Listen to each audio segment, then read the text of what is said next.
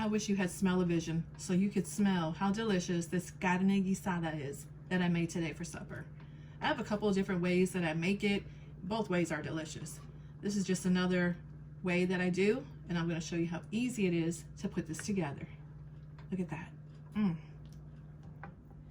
going to start with my spices first. Right here I have 1.5 teaspoons of cumin seed, 2 garlic cloves, and some salt.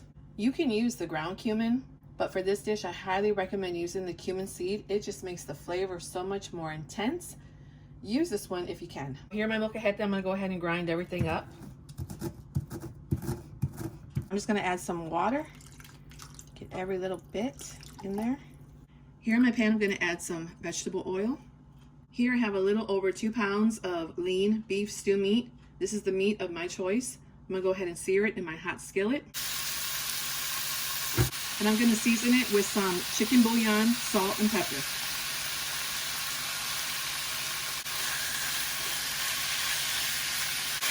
I have my heat on high. I'm going to let it sit there until it gets nice and brown. So the meat is fully cooked. It's nice and brown, but as you can see, it has some liquid over here.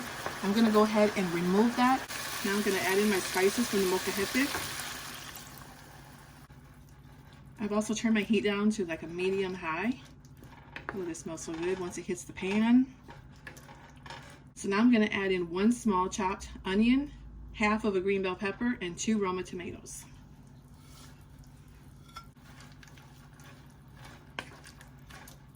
So I'm just going to let this cook for about 2 to 3 minutes like this. So after 2 to 3 minutes, I'm going to add in half a tablespoon of chili powder. I'm going to add in half a cup of tomato sauce.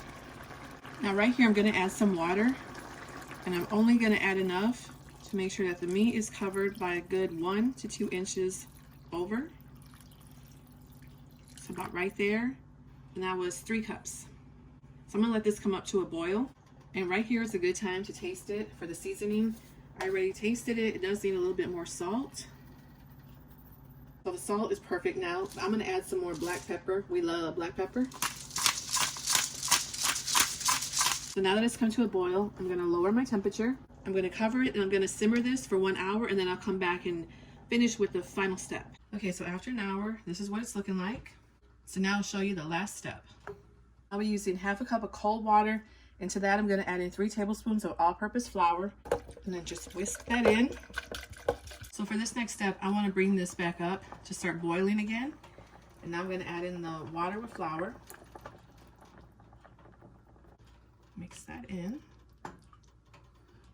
Okay, so now that it started to boil, I'm going to go ahead and lower my temperature. I'm going to cover it back up again.